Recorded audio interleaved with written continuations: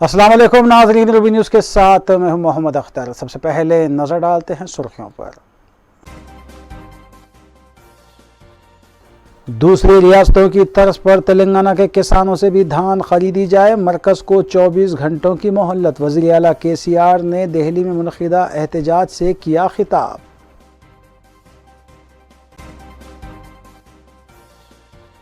TRS हुकूमत ने भी तेलंगाना के साथ नाइंसाफ़ी जारी, कांग्रेस कायद कोमट रेड्डी ने लगाया इल्ज़ाम।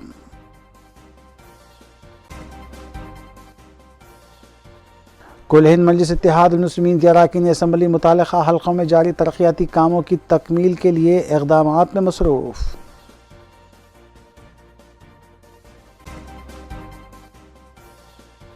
सरखी की वारदातों में मुलविस सारिक गिरफ्तार, 32 लाख रुपये मालियती अशिया जब्त। SOT LB नगर ने की कार्रवाई।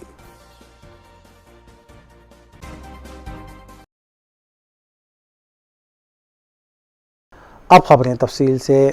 रियासती वज़ीर आला के चंद्रशेखर राव ने नई दिल्ली में मुनक़िदा धरने से खिताब करते हुए मरकज़ी हुकूमत को चैलेंज किया कि अंदरून 24 घंटे तेलंगाना के किसानों से धान की खरीदी से मुतालिक मरकज़ी हुकूमत फ़ैसला करे, वरना TRS 24 घंटे गुजर जाने के बाद अपने लाहे अमल का ऐलान करेगी। उन्होंने मरकज़ी हुकूमत और मरकज़ी वज़ीर पीयूष गोयल पर तनक़ीद करते हुए बताया कि वे गोयल नहीं बल्कि गोलमाल हैं। वज़ीर आला के चंद्रशेखर राव ने मरकज़ी हुकूमत से कहा कि अगर उनमें हिम्मत है तो उन्हें गिरफ्तार करके दिखाए। वज़ीर आला ने वज़ीर आज़म से मुतालबा किया कि वो नई एग्रीकल्चर पॉलिसी मुतारिफ़ करवाए और जिसके लिए TRS उसकी तायद करेगी। नरेंद्र मोदी जी को, पीयूष गोयल जी को मैं दो हाथ जोड़ के प्रणाम करके तेलंगाना किसानों के तरफ से अनुरोध करता हूं, जैसे सारे जगह से धान खरीद रहे हो, तेलंगाना भी धान खरीदो। 24 घंटे हम इंतजार करेंगे।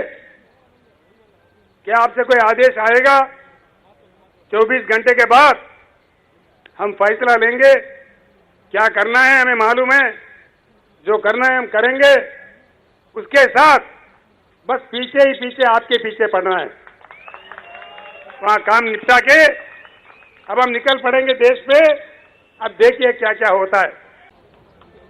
तेलंगाना सरकार इतना कमजोर भी नहीं है कि हमारे किसानों को गंगा में ढकेल देंगे।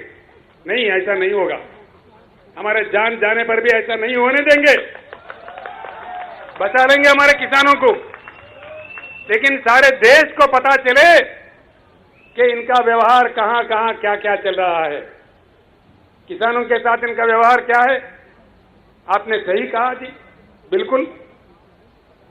आज का जो सरकार है षड्यंत्र वाला सरकार है, जनतंत्र वाला सरकार नहीं है। इतना बड़ा केंद्र का सरकार, इतने बड़े बड़े बातें करने वाले प्रधानमंत्री, तेलंगाना एक छोटा सा राज्य है।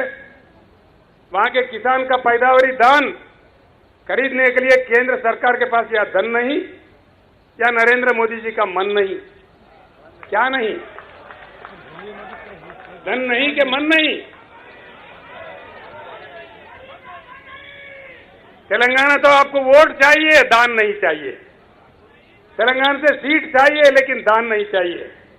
यह आपका षड्यंत्र है, यह राजनीति है। जब आवाज उठा के मांग करे तो उल्टा आपके भाजपा को हैदराबाद में धरना पे बैठाए। शर्म करना चाहिए,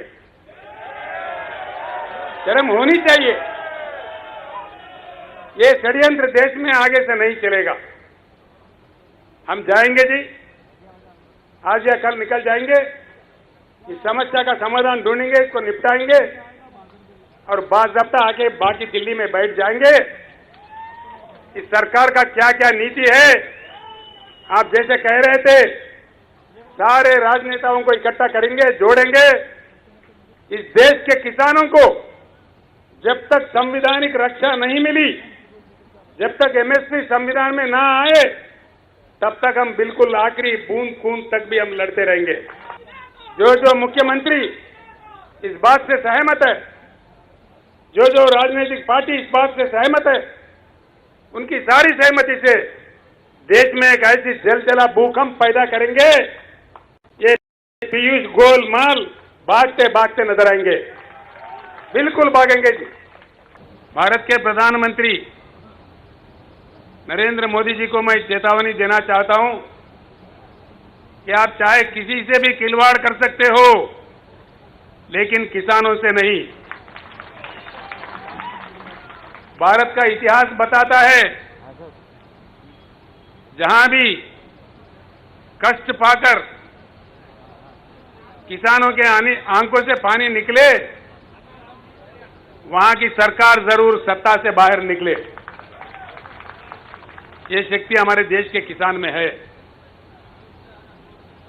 सत्ता में कोई परमानेंट नहीं है, लेकिन जब आप सत्ता पे हो, उस नशा में होश खो जाके आप और आपके मंत्री दूसरे मंत्रियों के साथ, राज्यों के मंत्रियों के साथ, किसानों के साथ एक अपमानित रूप से व्यवहार करे, ये बिल्कुल हमें स्वीकार नहीं है। सारे हिंदुस्तान परेशान है, लेकिन मैं फख्र से कह सकता हूं, एक ही तेलंगाना राज्य है जहां हर किसी को 24 घंटा उत्तम दर्जे का पावर दिया जाता है।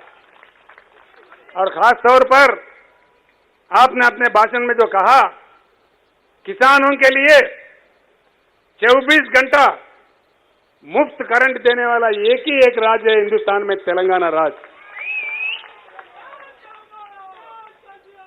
हमारे तालाबें भर गई, बिजली सही हुई, 30 लाख बोर काम करने लगे, हमारे पैदावारी लाजमी है बढ़ेगी। और पीयूष गोलमाल कहते हैं, भाई क्या चमत्कार किया तेलंगाना ने। हाँ किया जी, चमत्कार ही किया। अगर आप नहीं समझेंगे हम क्या करेंगे। जब हमारे पार्लियामेंट के नेता माननीय केशव राव जी राज्यसभा में सवाल उठाए, वो तो उनको ना समझ करार दे रहे थे। मैं पूछ रहा हूं, पीयूष गोयल जी ना समझ कौन है? हमारे केशव राव जी है, ये आप खुद में ना समझ है। कौन ना समझ है? ऐसे बातें, इतने अहंकार कहां से आए आपको? देश में किसानों के एक महासंग्राम शुरू होगा। मैं उनका वचनों का स्वागत करता हूं। पूरी तेलंगाना के जनता और किसान डटकर आपके साथ खड़े हो जाएंगे टिकायत जी। जो महासंग्राम शुरू होने हैं, मैं आप लोगों का तारीफ करता हूं, आप लोगों को शुभकामनाएं देता हूं। केंद्र सरकार कितना आपको अपमानित किया, हम देखते रहे, आश्चर्य व्यक्त करते रहे। आपको केंद्र सरकार ने खालिस्तानी कहा, उग्रवादी कहा, पता नहीं क्या क्या कहा, कितने मुश्किल खड़ा कर दिए, कितने पुलिस तैनात किए, लेकिन अटल तरीके से आप लोगों ने देश के किसानों के प्रति उनके मांगों को लेकर के 13 महीने लगातार जिस प्रकार का आंदोलन किया, शायद पूरी दुनिया भर में कहीं नहीं हुआ, किसी देश में नहीं हुआ। यह है तरीका देश चलाने का, किसानों के साथ खिलवाड़ करने का। ये नहीं चलेंगे।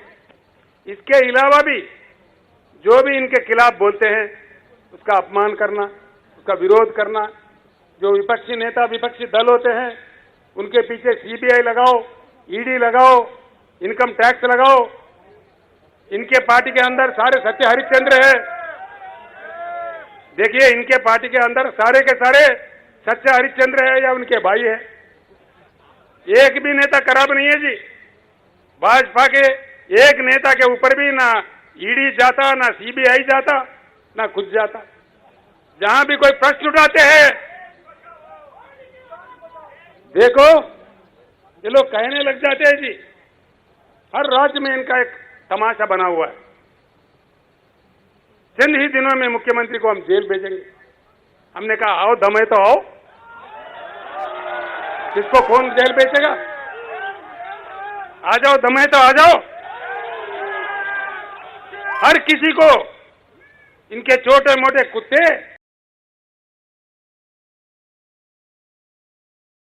रियासती गवर्नर डॉक्टर टी सौंदरराजन पीर के रोज सिकंदराबाद रेलवे स्टेशन से भद्राचलम कोत्तागुड़म के 2 रोज़ा दौरे पर रवाना हुई और वहां पर उन्होंने भद्रादरी की सीताराम कल्याण मंदिर में मुनक्किदा श्री राम नवमी की पूजा तकरीब में भी शिरकत की। रियासती गवर्नर मंगल के रोज़ आदिवासियों और गिरिजनों से मुलाकात करेंगी। इसके अलावा वो वाटर प्लांट का भी इफ्तिताह अंजाम देंगी। वाज़ेह है कि रियासती हुकूमत की जानिब से गवर्नर को हेलीकॉप्टर की सहूलत फराहम न करने के बायस उन्हें साउथ सेंट्रल रेलवे की जानिब से खुसूसी बोगी की सहूलत फराहम की गई है।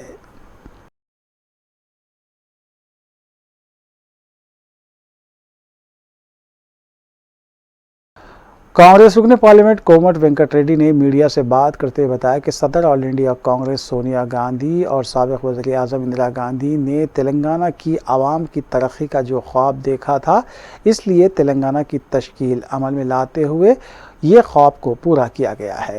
उन्होंने बताया कि मुत्तहदा आंध्र प्रदेश में आंध्राई हुक्मरानों ने तेलंगाना के साथ जो नाइंसाफ़ी की थी, उस नाइंसाफ़ी को टीआरएस की हुकूमत ने भी बरकरार रखा है। कोमट वेंकट रेड्डी ने उन्हें इंतखाबी मुहिम कमेटी में शामिल करने पर सोनिया गांधी और राहुल गांधी से इज़हार तशक्कुर किया। మీరే అన్నారు, మళ్ళా రెండోసారి ఏమన్నారు, మీరు ఎంతనా వరేయండి, ఒడ్లు కొంత తీసుకుపోయి ఇండియా గేట్ కాడ పోస్తా అన్నాడు. ఎవరైనా ఏం చేయాలి? నువ్వు అన్న మాట మీద ఉంటే ఒకసారి ఉరేసుకున్నట్టే అన్నావు, రెండోసారి మొత్తం ఒడ్లు తీసుకుపోయి ఇండియా గేట్ దగ్గర పోస్తున్నావు. శశట్వేళ పోయేపాడు పండిన ఒడ్లని తీసుకుపోయి ఇండియా గేట్ దగ్గర పోపించి నీ దగ్గర 10,000 కోట్లు లేవా ఒడ్లు కొనడానికి? ఇలా నీకు ధర్నా అవసరమా? అంటే మీరు ధర్నాలు చేసి పోరాటం చేస్తారు, హౌస్ అరెస్టులు, లాఠీ చార్జీలు, పోలీసు వాళ్ళు లోపడేస్తారు. అధికార పార్టీకి ఉండి నీ మంత్రులు నువ్వేమో దీక్ష చేస్తావు. నీ అసలు ఏ రాష్ట్రంలో?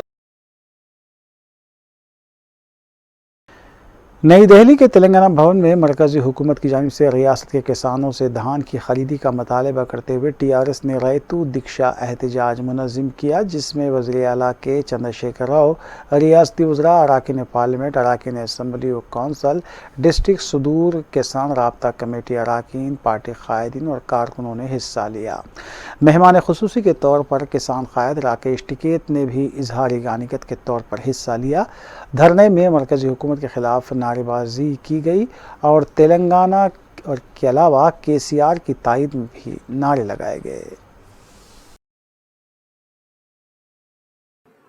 రైతు నాయకులు శ్రీ టికాయత్ గారు, పార్లమెంటరీ పార్టీ నాయకులు పెద్దలు నామా నాగేశ్వరరావు గారు, శ్రీ పెద్దలు కేశవరావు గారు, గౌరవ సహచర మంత్రివర్గ సభ్యులు, గౌరవ పార్లమెంట్ సభ్యులు, గౌరవ శాసన మండలి సభ్యులు, గౌరవ శాసనసభ్యులు, గౌరవ జిల్లా పరిషత్ చైర్పర్సన్స్, రైతు బంధు సమితి రాష్ట్ర అధ్యక్షులు సోదరులు గౌరవనీయులు శ్రీ పల్లా రాజేశ్వరరెడ్డి గారు, మున్సిపల్ చైర్మన్లు, మార్కెట్ కమిటీల చైర్మన్లు, ఈ నిరసన దీక్షలో పాలు పంచుకుంటున్నటువంటి సోదరులకు, సోదరీమణులకు, వచ్చినటువంటి మీడియా మిత్రులకు పేరు పేరున అందరికీ తెలంగాణ రాష్ట్ర రైతాంగం పక్షాన నేను శిరస్సు వంచి చేతులెత్తి నమస్కరిస్తున్నాను.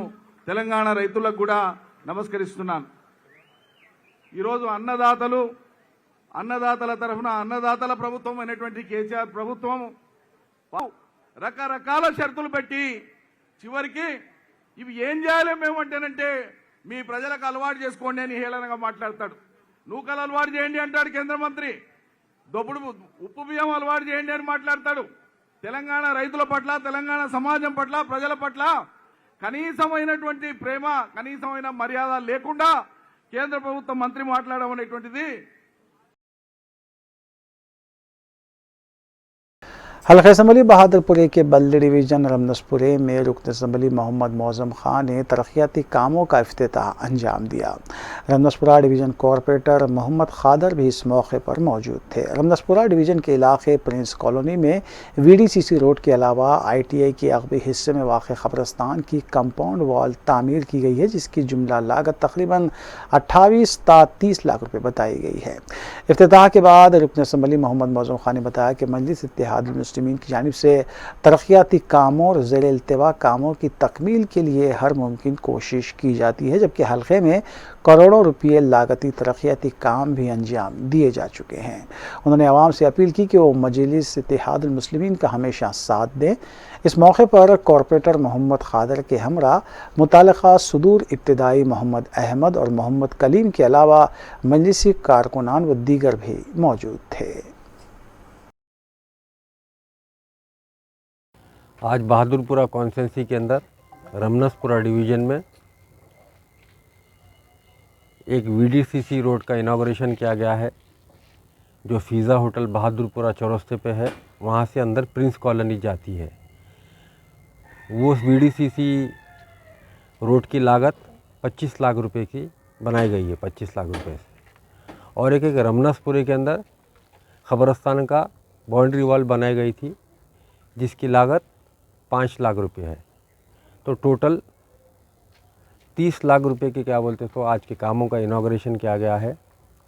इस इनाग्रेशन में इस एरिया के कॉरपोरेटर जनाब मोहम्मद खादर साहब और मजलिस इत्तेहादुल मुस्लिमीन के दोनों इलाक़ों के सदर व मोहतमद वो वर्कर्स यहाँ पर मौजूद है।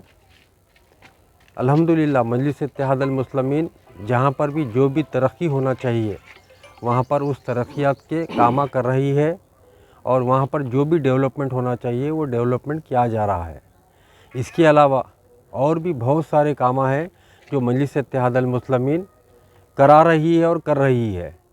मैं आपके चैनलों के ज़रिए ये आवाम से गुजारिश करना चाहता हूँ कि आप मजलिस इत्तेहादुल मुस्लिमीन के साथ रहिए, मजलिस इत्तेहादुल मुस्लिमीन का साथ दीजिए।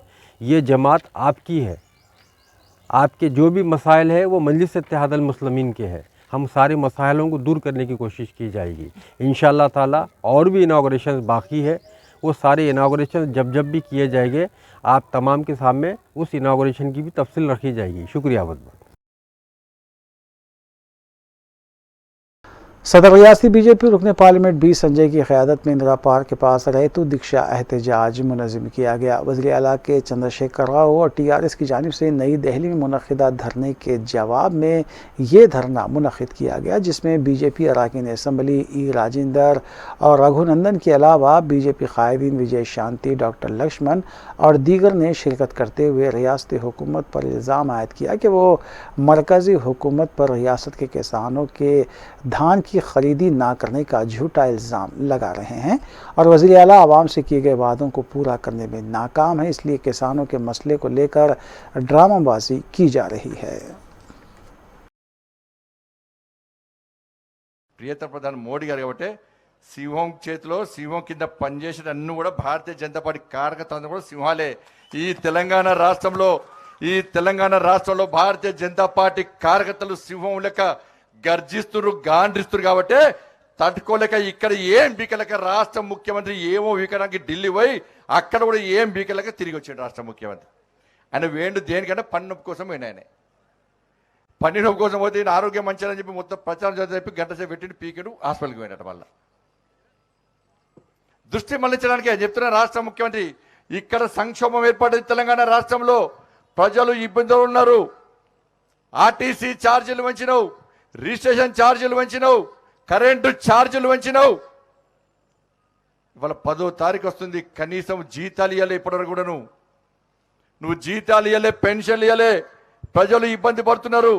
ఈ నెల ఫస్ట్ తర్వాత కరెంటు బిల్లులు చూసి తెలంగాణ రాష్ట్ర ప్రజలు గుండెపోటు వచ్చేటువంటి పరిస్థితి ఈ తెలంగాణ రాష్ట్రంలో వచ్చింది కాబట్టి ప్రజల దృష్టి మళ్లించడానికి ఇలా ప్యాడీ పేరుతో ఢిల్లీకి పోయిన మూర్ఖుడు ఈ రాష్ట్ర ముఖ్యమంత్రి। చెప్పాలి రాష్ట్ర ముఖ్యమంత్రి జీతాలు ఇయ్యలేని పరిస్థితి తెలంగాణ రాష్ట్రంలో ఎందుకు వచ్చిందో రాష్ట్ర ముఖ్యమంత్రి చెప్పాలి, జీతాలు ఎందుకు ఇస్తున్నాడో రాష్ట్ర ముఖ్యమంత్రి చెప్పాలి। ఇలా సీట్లు కొంటావు, ఓట్లు కొంటావు, పైసలతో కోట్ల రూపాయలు పెట్టి పక్కపాటి ఎమ్మెల్యేలను కొంటావు, భూములు కొంటావు, కానీ तेलंगाना के वज़रा और हुक्मरान जमात के अरकान असम्बली ने मरकज़ पर तेलंगाना के साथ नाइंसाफ़ी करने का इल्ज़ाम आयद किया है। मीडिया से बात करते हुए रियासती वज़रा टी श्रीनिवास यादव, महमूद अली, रुकन असम्बली डी नागेंद्र और दीगर ने बताया कि वज़ीर आला KCR की दिलचस्पी और जस्तजू से रियासत में गैर मामूली ज़रई पैदावार हुई है, लेकिन मरकज़ी हुकूमत की तरफ से धान ना खरीदना किसानों के साथ नाइंसाफ़ी और इसके लिए वज़ीर आला KCR की क़यादत में एहतजाज को जारी रखा जाएगा। रियासती वज़ीर प्रशांत रेड्डी ने कहा कि हमारे पास 2 फसलों का जो चावल है उसे मरकज़ी हुकूमत को ख़रीदना चाहिए। रुकन कौंसल के कविता ने कहा कि 6 माह से हम मुसलसल मरकज़ से गुजारिश करते आ रहे हैं, लेकिन किसानों की धान खरीदने में मरकज़ पसो पेश का मुजाहरा कर रही है। साल में बहुत बड़े पैमाने से फूड ग्रेन्स आया हुआ है, तो ये राइस परचेस करने का जिम्मेदारी है गवर्नमेंट ऑफ इंडिया का। अभी ये लोग क्या है, हम नहीं खरीदते बोल के, अभी इसके लिए क्या है बोलो तो ऑलरेडी कॉन्स्टिट्यूशन में है सो है। अभी हम परचेस नहीं करते, अभी अपने मनमाने चला लेते बोलो तो इसके लिए दबाव को लाने के लिए ये धरना हो रहा है। देखिए साहब, ये हमारी स्टेट के साथ नाइंसाफी है। हमारे किसान परेशान हैं। हमारे पास 2 फसलें होते हैं, एक बारिश में फसल होती है, दूसरी समर में होती है, जो यासंगी कहते हैं। साबिका आज़ादी के जब से आज तक सेंट्रल गवर्नमेंट की जिम्मेदारी है कि पूरा का क्रॉप जो है खरीदे, पर हमारे साथ जो है बीजेपी हुकूमत नाइंसाफी कर रही है, हमारे किसानों को परेशान कर रही है। हिंदुस्तान में वाहिद लीडर है KCR साहब, जो किसानों के लिए हमेशा लड़ते हैं। आप जानते हैं हमारे किसान इस वक्त बहुत खुशहाल है। तेलंगाना बनने से पहले बड़े परेशान थे, उनके लिए रैतु बंधु स्कीम लाई, रैतु बीमा स्कीम है। आज हमारे हर किसान को 1 एकड़ पर 10,000 रुपये दिए जाते हैं। अगर एक किसान 2 गुंठे जमीन भी है, उसका देहांत होता है तो 5 लाख रुपए इंश्योरेंस से मिलते हैं। मगर हमारे साथ ये किसान जो फसल डाल चुके हैं, और इससे पहले फसल के बारे में हमारे CM साहब भी अपील किए थे कि सेकंड क्रॉप मत डाले, मगर वहाँ के जो मुकामी बीजेपी लीडर्स हैं वो लोगों को भटका कर सेकंड क्रॉप डलवाने लगा है कि हम खरीदेंगे बोलकर, और आज हमारे साथ धोखा हो रहा है। इसलिए हम दिल्ली तक आए, हम धरना दे रहे हैं यहाँ पर आकर। हमारे CM साहब भी यही है, वर्किंग प्रेसिडेंट साहब है, और हमारे तमाम MPs, MLA और पार्टी के लीडर्स हैं। ये हमारे साथ बहुत बड़ी नाइंसाफी है। अगर ऐसा किया जाएगा तो फिर हमारे किसान गरीब हो जाएंगे, क्योंकि साबिका में किसान हिंदुस्तान में बहुत जगह सुसाइड करते थे, हमारी स्टेट में भी करते थे, मगर तेलंगाना बनने के बाद आज पूरे किसान बहुत खुशहाल है। हमारे लिए फर्ज बनता है, क्योंकि 2 इंसान बहुत अहम होते हैं। आज़ादी के बाद हमारे पंडित जवाहरलाल नेहरू साहब ने एक नारा लगाया था, जय किसान। आने के बाद हमारा CM साहब ने गरीबों के लिए, किसानों के लिए, दलितों के लिए, महिलाओं के लिए जो सब कुछ काम कर रहा, वो वेलफेयर स्कीम्स बना रहा, डेवलपमेंटल स्कीम्स बना रहा। आज तेलंगाना प्रगतिशील राज्य बन गया। आज जो भारत देश में नंबर 1 राज्य तेलंगाना राज्य है। पानी बढ़ने से, इरिगेटेड एरिया बढ़ने से आज पैडी का प्रोडक्शन डबल हो गया। वो पैडी प्रोक्यूरमेंट करो बोले तो केंद्र सरकार हमारा राज्य को पूरा बर्बाद कर दे रहे। इसके लिए हम डिमांड कर रहे हैं प्राइम मिनिस्टर साहब, मोदी साहब को, जो कुछ भी हमारा तेलंगाना राज्य में जो कुछ भी प्रोडक्शन हुआ वो पूरा पैडी को खरीद लो बोल के हम किसानों का तरफ, तेलंगाना राज्य के तरफ इधर दिल्ली में महाधरना कर रहे। तेलंगाना के लिए एक पॉलिसी बने। हम पूछ रहे तेलंगाना के आवाम के ऊपर क्यों ये सौतेली माँ की ये कर रहे हैं आप लोग, सौतेली माँ की ये कर रहे हैं। तो हम लोग इसके लिए हम लोग उनसे डिमांड करना चाहिए। आज हमारा मुख्यमंत्री जी का जो संदेश जाएगा यहाँ से, और we are trying our best to draw the attention of the central government. Otherwise ये तो एक तो ट्रेलर है, जब पिक्चर हम बताएंगे हमारा चीफ मिनिस्टर साहब, वो पूरा दिल्ली पूरा दिग्बंध हो जाएगा, और दिल्ली के लोगों को जो है मालूम हो जाएगा। तेलंगाना के किसानों के अंदर अगर गुस्सा आएगा, उनके अंदर कोई परिवर्तन आएगा, तो लोग दिल्ली के अंदर बताएंगे हम लोग तेलंगाना क्या चीज है। तेलंगाना के लिए जो संघर्ष उन्होंने किया 14 साल, उस संघर्ष का जो है आप लोग मालूम है। आज किसानों के लिए जद्दोजहद करेंगे चीफ मिनिस्टर साहब। चीफ मिनिस्टर साहब अगर एक स्लोगन देंगे, चलो दिल्ली करके बोलेंगे। जो चावल खरीदने जा रहे हैं FCI से, हमारे पास भी 2 फसल का चावल लेना बोल के हमारा डिमांड है। हम 15 दिन से हर तरीके से हम पूछने जा रहे हैं मगर ये सेंट्रल गवर्नमेंट और नरेंद्र मोदी जी कुछ भी जवाब नहीं दे रहे, इसलिए हमारे पूरे कैबिनेट, पूरे एमएलएस, पूरे एमएलसीज और हमारे लीडर केसीआर के साथ हम यहाँ प्रोटेस्ट कर रहे हैं। अब देखते हैं क्या करते हैं। हमारा डिमांड एक ही है, हमारे पास जो 2 फसल के चावल होते हैं वो एफसीआई द्वारा लेना चाहिए। केंद्र सरकार का कुछ भी मदद ना रहने से हमारे किसान को अनाज को दाम नहीं आ रहा है, सही दाम नहीं आ रहा है। तो हमारा रिक्वेस्ट है, हमारा डिमांड है केंद्र सरकार से कि वो हमारे अनाज प्रोक्योर करे। इसके वास्ते हम पिछले 6 महीने से लगातार रिक्वेस्ट करते रहे केंद्र सरकार से, लेकिन हमारे किसानों को उन्होंने एक बात भी नहीं सुना। तो यहाँ हमें मजबूरन दिल्ली आना पड़ा। तो हम यही डिमांड करते हैं सेंट्रल गवर्नमेंट से कि हमारे तेलंगाना किसानों का अनाज प्रोक्योर कर ले। सेंट्रल गवर्नमेंट का बहुत साफ एलिगेशंस है, सेंट्रल गवर्नमेंट का एलिगेशन के लिए देखिए, रॉ राइस या बॉइल्ड राइस इसकी बात नहीं है। जिस तरीके से पंजाब में पूरा का पूरा राइस खरीदते हैं, तेलंगाना का यही डिमांड है, हमारा पूरा का पूरा पैडी आप प्रोक्योर करिए। एक देश है तो एक ही प्रोक्योरमेंट पॉलिसी होना चाहिए, ऐसा हम डिमांड करते हैं। और हमारे से नहीं, पहले छत्तीसगढ़ से भी यही रिक्वेस्ट आ चुका था कि उनका अनाज प्रोक्योर करें, लेकिन वो बात नहीं सुनी। तो हमें ये सोचना चाहिए, देश की प्रजा को ये सोचना चाहिए, क्यों हर एक बार एक राज्य आके दिल्ली में प्रोटेस्ट करता है। यानी केंद्र के नीति में कोर्ट है, राज्यों के नीति में कोर्ट नहीं है। हम यही चाहते हैं कि हमारे किसान के मदद करें, किसान को बर्बाद ना करें। Thank you. राकेश टिकैत भी आए हुए हैं। जलपल्ली म्यूनसिपलिटी हुदूद में लगाए जाने वाले बाजार का हर्राज मुकर्रर किया गया, जिसमें चेयरमैन म्यूनसिपलिटी अब्दुल्ला बिन अहमद सादी, कमिश्नर म्यूनसिपलिटी जे प्रवीण कुमार के अलावा दीगर भी मौजूद थे। कॉन्ट्रैक्टर मोहम्मद जहांगीर और अली मंसूर ने मज़कूरा हर्राज 6,02,000 में हासिल किया। इस मौके पर नुमाइंदा काउंसलर भी मौजूद थे।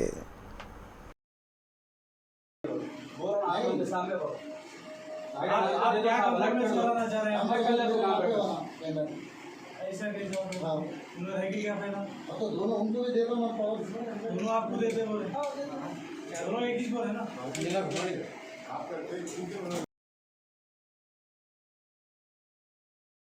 कायद मजलिस अकबरुद्दीन ओवैसी मुख्तलिफ डिवीजन्स में मुनक़िदा दावत इफ्तार में मेहमान खुसूसी की हैसियत से शिरकत कर रहे हैं।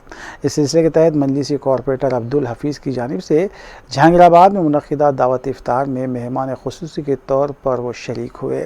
इस मौके पर साबिक़ा कॉरपोरेटर समद बिन अब्दाद, कॉरपोरेटर फ़हद बिन अब्दाद, अब्दुर्रहमान के अलावा मिनहाज इबीस के अलावा दीगर भी मौजूद थे। पीछे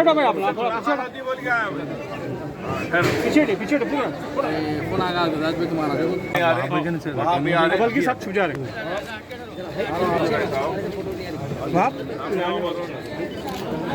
आ गया तो पीछे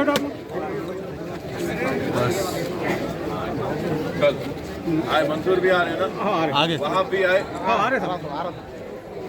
डॉक्टर साहब के बच्चों को बुला जरा।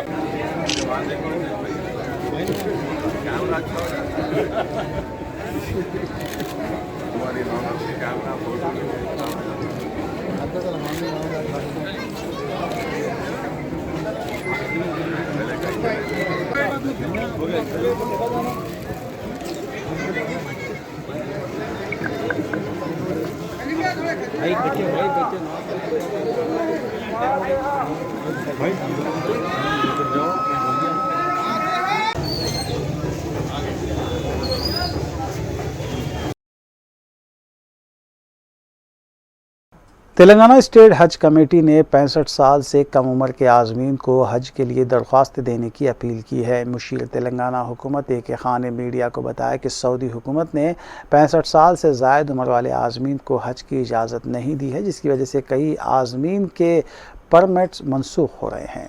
उन्होंने बताया कि 22 अप्रैल इस सिलसिले में आखिरी तारीख मुकर्रर की गई है। नेज़ एक खान ने टिमरीज़ में अक़लियती तलबा के दाखिले के लिए मुकर्रर की गई तारीख को भी तौसी करने का ऐलान किया और 6वीं जमात से दाखिले जूनियर कॉलेज में भी लिए जा सकते हैं। इस सिलसिले में आखिरी तारीख 20 अप्रैल मुकर्रर की गई है। इस मौके पर बी शफ़ीउल्लाह IPS भी मौजूद थे। सबसे पहले रमज़ान करीम की मुबारकबाद तेलंगाना स्टेट हज कमेटी के जानिब से पेश करना चाहूँगा। इस साल यानी कि 2022 का हज सीज़न जो है, इसमें सेंट्रल हज कमेटी से नए इंस्ट्रक्शंस हासिल हो चुके हैं। इनमें कुछ बुनियादी तब्दीलियाँ किए गए हैं। इससे पहले जो इंस्ट्रक्शंस थे, अगर उससे हम लोग कंपेयर करके देखें तो काफ़ी चेंजेस आए हैं। सबसे पहले 65 ईयर्स यानी कि 65 साल से ज़्यादा उम्र वाले जो भी आज़मीन हज हैं, उनको उनकी एलिजिबिलिटी नहीं है। यानी कि 65 ईयर्स से जो एज ज़्यादा होती है वो इस साल हज के लिए एलिजिबल नहीं है, तो उनके एप्लीकेशंस भी एक्सेप्ट नहीं किए जाएंगे। और सऊदी हुकूमत की तरफ से जो ये इंस्ट्रक्शन है कि किसी हालत में 65 प्लस को नहीं लेना चाहिए। ये सिर्फ हिंदुस्तान के लिए नहीं है, आलम भर में जितने भी ममालिक हैं सबके लिए यही इंस्ट्रक्शन है।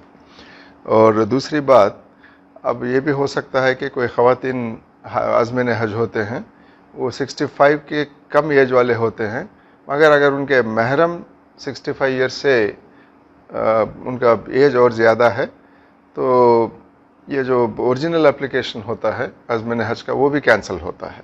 अगर आप ऑलरेडी अप्लाई कर लिए हैं फिर भी वो एप्लीकेशन कैंसिल हो जाएगा। महरम भी शर्त है कि महरम भी 65 से कम होना चाहिए और साथ ही साथ आज़मीन हज का एज भी 65 से कम होना चाहिए। ये सबसे बुनियादी चेंज है इससे पहले जो इंस्ट्रक्शंस थे उसके मुकाबले। और इसके साथ ही साथ क्योंकि कोविड का सिचुएशन था, उसमें बेहतरी तो आई है, मगर ये नहीं कह सकते हम लोग के पूरे तरह से इसका ख़त्मा हुआ है।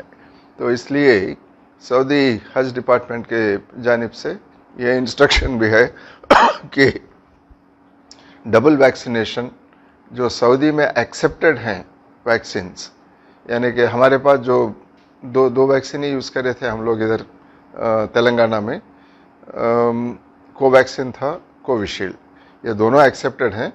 और इसके आगे कोई दूसरा वैक्सीनेशन मैं तो नहीं समझता कि कोई करे होंगे। इसके अलावा अगर कोई दूसरे वैक्सीनेशन करे हैं तो उसकी एलिजिबिलिटी चेक करना होगा आपको, क्योंकि सऊदी हुकूमत जो वैक्सीन्स को अलो करेगी उसी के तहत वैक्सीनेशन होना चाहिए, और सिर्फ वो जो वैक्सीनेट होते हैं उन आज़मीन हज को ही वहाँ पे अलो किया जाएगा। तो ये एक है। और इसके साथ ही साथ यहाँ से रवानगी के 3 दिन पहले यानी कि 72 आवर्स के अंदर RT-PCR टेस्ट कंपलसरी है। उसमें नेगेटिव आने के बुनियाद पर ही यहाँ से रवानगी होगी। वो तेलंगाना स्टेट हज कमेटी इस मामले में आपको गाइड भी करेगी, टेस्ट भी करवाएगी, और भेजना ना भेजना ये फ़ैसला भी तेलंगाना हज कमेटी के जानिब से वो टाइम पर होगा। इससे पहले जब हम लोग एप्लीकेशंस कॉल फॉर करे थे, जब 4254 एप्लीकेशंस हासिल थे।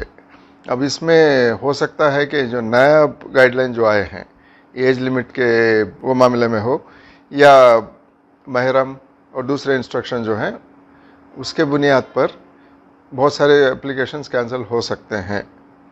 इसके साथ ही साथ अगर कोई वॉलंटरीली विड्रा करना चाहे एप्लीकेशंस, इससे पहले जो अप्लाई करे थे वो विड्रा भी कर सकते हैं। ये अपने ज़ाती तौर पर इसको विड्रा कर सकते हैं। अगर एलिजिबिलिटी है फिर भी आप विड्रा करना चाहते हैं तो कर सकते हैं। तो इसके बाद और एक बात भी यह है कि फिर फ्रेश एप्लीकेशंस, यानी कि पहले के एप्लीकेशन तो बरकरार रहेंगे, जो उसमें एलिजिबल हैं उनको कंसिडर किया जाएगा। इसके साथ ही साथ एप्लीकेशंस हासिल करने का डेट, अप्लाई करने का डेट जो है इसमें भी इजाफा किया गया है अप्रैल 22 तक, यानी कि आज अप्रैल 10 तारीख है, 11 तारीख है और 11 दिन की मोहलत है आपको। इस दौरान आपकी एलिजिबिलिटी आप चेक कर लेना चाहिए। चेक कर लेने के बाद में अप्लाई करना चाहिए, अप्लाई कर सकते हैं। और एक इम्कानात भी हैं वहाँ से सऊदी हुकूमत की तरफ से कि आज़मीन हज जो नॉर्मली हिंदुस्तान का कोटा 1,30,000 या 1,40,000 तक हुआ करता था, हो सकता है कि इसमें जैसे दूसरे मुल्कों के लिए एप्लीकेबल है, वहाँ भी हिंदुस्तान के आज़मीन हज के लिए भी इसमें कटौती हो सकती है। 50% भी हो सकता है, 30% भी हो सकता है। ये नंबर क्या है हिंदुस्तान के लिए, नंबर क्या है, और उसमें तेलंगाना हज कमेटी के लिए कितने स्लॉट्स दिए गए हैं, इसका इंस्ट्रक्शन अभी हासिल नहीं है। हो सकता है कि इससे पहले गुज़िश्ता सालों में जो नंबर मिलता था उससे भी काफ़ी कम हो सकता है इस बार। तो ये एक बात है। और अब यहाँ से जो रवानगी है जून के बीचों बीच, यानी कि अराउंड 10-15, वो फिक्स डेट तो नहीं आया है। तो पहली फ़्लाइट जून के मिडिल में यहाँ से फ़्लाइट की रवानगी हो सकती है। तो अगर आप अप्लाई कर रहे हैं, कुछ प्लान कर लेना है, तो इसको नज़र में रखते हुए आप प्लान कर सकते हैं।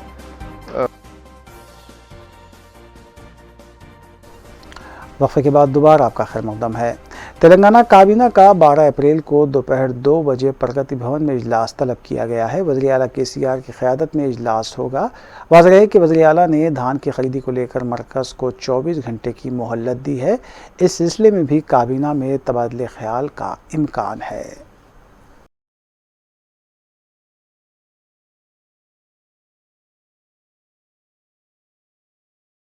कुल हिंद मजलिस इत्तेहादुल मुस्लिमीन के रुकन असम्बली हल्क़े याक़ूतपुरा सैयद अहमद पाशा क़ादरी ने मोगलपुरा डिवीज़न में तेलंगाना हुकूमत की जानिब से दिए जा रहे रमज़ान गिफ्ट्स की तक़सीम अमल में लाई।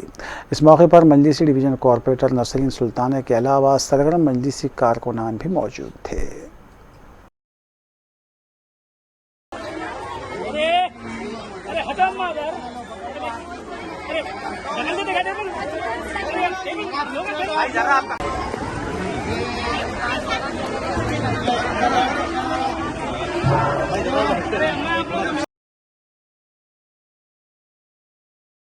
SOT एलबी नगर ने सरक़े की वारदातों में मुलविस सारिक को गिरफ्तार कर लिया। DCP एलबी नगर संतप्रीत सिंह ने मीडिया से बात करते हुए बताया कि बैन रियासती सारिक जगन्नाथ को गिरफ्तार किया गया है। सारिक के कब्जे से 32 लाख रुपये मालियती मसरूक़ा जेवरात और दीगर सामान को जब्त किया गया।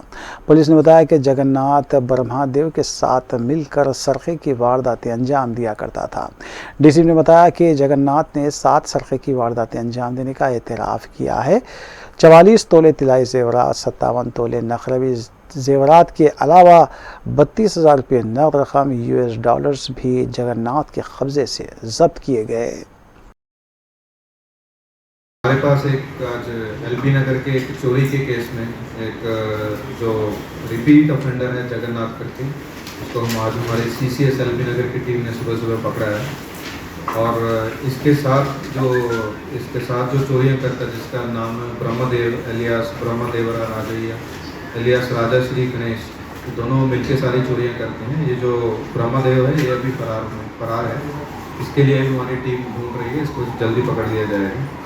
तो इसको जगन्नाथ को पकड़ के हमने बेसिकली जो 7 केस हैं इसने जो कबूले हैं, जो इसने रिसेंटली जो चोरियाँ की हैं वो अलग अलग थानों में, मेडीपल्ली में, एलबी नगर में, Ballari rural police station Karnataka में और बंजारा हिल्स में और Proddatur rural police station AP में।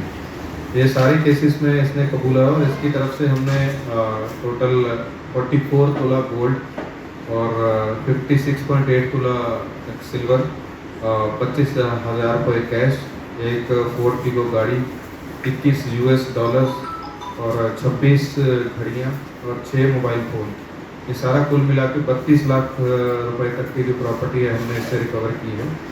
तो इसका अगर पुराना हिस्ट्री हम देखें जगन्नाथ का, तो ये इससे पहले कई बार अरेस्ट हो चुका है। कर्नाटका में बेसिकली 2017 में पहली बार अरेस्ट हुआ, जेल गया चोरी के केस में। उसके बाद से कम 4 बार वहाँ पे अलग अलग केसेस में अरेस्ट हुआ, अलग अलग ज़िलों में, और हर बार इसको जेल भी भेजा गया। लास्ट 10 फरवरी को वहाँ से रिलीज़ हुआ है। और ये जो दूसरा जो एक्यूज़ है A2, जिसका नाम राज श्री गणेश है, ये 2014 में हमारे मियाँपुर पुलिस स्टेशन में चोरी के केसों में पकड़ा गया था। उसके बाद से फिर घटकेसर पुलिस स्टेशन में पकड़ा गया, फिर एलबी नगर पुलिस स्टेशन में भी पकड़ा गया चोरी के केसों में। But LB Nagar police station से इसको PD एक्ट के तहत अंदर भी भेजा गया था। वहाँ से बाहर आकर फिर ये कर्नाटका गए। वहाँ बेंगलुरु में इनका जो कॉमन एक फ्रेंड था धनंजय करके, उसके थ्रू इसकी दोस्ती इससे हुई जगन्नाथ से। तो जगन्नाथ और गणेश वहाँ पे दोस्ती करके लोगों ने प्लान किया कि हम लोग इधर हैदराबाद में आके चोरियाँ करेंगे। तो इसमें इनका एमओ क्या रहता है कि जो गणेश है इधर आके बेसिकली एरिया में दिन के टाइम पे घूमता है, जो कोई भी घर लॉक रहते हैं, कई दिनों से कोई घर वाले आ नहीं रहे हैं और जिसको पोटेंशियल लगता है कि यहाँ पे चोरी करेंगे तो अच्छा माल मिलेगा, ऐसी प्लानिंग से ये घर को देखता है, फिर ये वहाँ पे उसका फाइनलाइज करके रात के टाइम में आके लोग वहाँ पे चोरी करते हैं।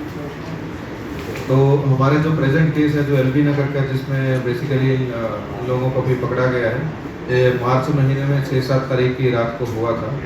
इसमें ये दोनों लोग चोरी के केसों में but LB Nagar police station से इसको पीडी एक्ट के तहत अंदर भी भेजा गया था। वहाँ से बाहर आकर फिर ये कर्नाटका गए, वहाँ बेंगलुरु में इनका जो कॉमन एक फ्रेंड था धनंजय करके, उसके थ्रू इसकी दोस्ती इससे हुई जगन्नाथ से। तो जगन्नाथ और गणेश वहाँ पे दोस्ती करके इन लोगों ने प्लान किया कि हम लोग इधर हैदराबाद में आके चोरियाँ करेंगे। तो इसमें इनका एमओ क्या रहता है कि जो गणेश है इधर आके बेसिकली एरिया में दिन के टाइम पे घूमता है, जो कोई भी घर लॉक रहते हैं, कई दिनों से कोई घर वाले आ नहीं रहे हैं और जिसको पोटेंशियल लगता है कि यहाँ पे चोरी करेंगे तो अच्छा माल मिलेगा, ऐसी प्लानिंग से ये घर को देखता है, फिर ये वहाँ पे उसका फाइनलाइज करके रात के टाइम में आके लोग वहाँ पे चोरी करते हैं। तो हमारे जो प्रेजेंट केस है जो एलबी नगर का, जिसमें बेसिकली लोगों को भी पकड़ा गया है, ये मार्च महीने में 6-7 तारीख की रात को हुआ था। इसमें ये दोनों लोगों ने एक घर सिलेक्ट किया था हमारे रॉक टाउन कॉलोनी में। तो वहाँ पे घर पे ये लोग वहाँ पे जाके एटू और एवान दोनों लोग गए। तो पहले एटू ने वहाँ पे ताला तोड़ के अंदर चला गया और वहाँ पे सामान चोरी करना शुरू कर दिया। और थोड़ी देर के बाद एटू वहाँ से निकल के वहाँ पे थोड़ी दूर में एक फार्मेसी का ऑफिस है, वहाँ पे भी कुछ चोरी करके कुछ मिलता करके वहाँ को चला गया।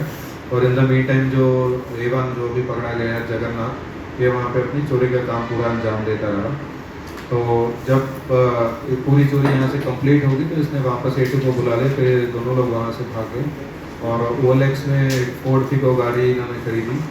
उस गाड़ी को खरीदने के बाद ये लोग अलग अलग जगह पे घूमे, प्रोटोटूर में, बंजारा हिल्स एरिया में, बल्लारी तक भी गए कर्नाटका में। और इन अलग अलग जगहों पे इन लोगों ने 7 चोरियाँ की। अभी उन्हीं 7 चोरियों में इसको जगन्नाथ वालों ने पकड़ा है। और ये जो फोर्ड फिगो गाड़ी इन्होंने खरीद के चोरी के काम के लिए यूज। आखिर में सुर्खियां एक बार फिर। दूसरी रियासतों की तर्ज पर तेलंगाना के किसानों से भी धान खरीदी जाए, मरकज को 24 घंटों की मोहलत। वज़ीर आला केसीआर ने दिल्ली में मुनक़िदा एहतजाज से किया खिताब।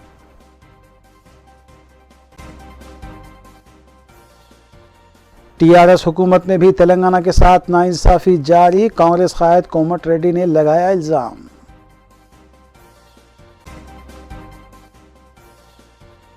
कुल हिंद मजलिस इत्तेहादुल मुस्लिमीन के अरकान असम्बली मुतालिका हल्कों में जारी तरक्याती कामों की तकमील के लिए इक़दामात में मसरूफ़।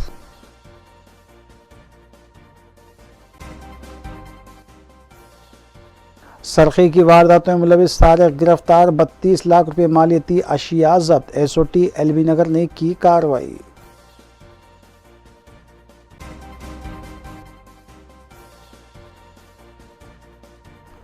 नाज़रीन, रवि न्यूज़ की फीडबैक के लिए स्क्रीन पर दिए गए नंबर पर आप कॉल कर सकते हैं या ईमेल के ज़रिए हमें पैगाम भी भेज सकते हैं। इसी के साथ रवि न्यूज़ यहीं इख्तिताम पज़ीर होती है। रवि न्यूज़ की सारी टीम को दीजिए इजाज़त। अल्लाह हाफ़िज़।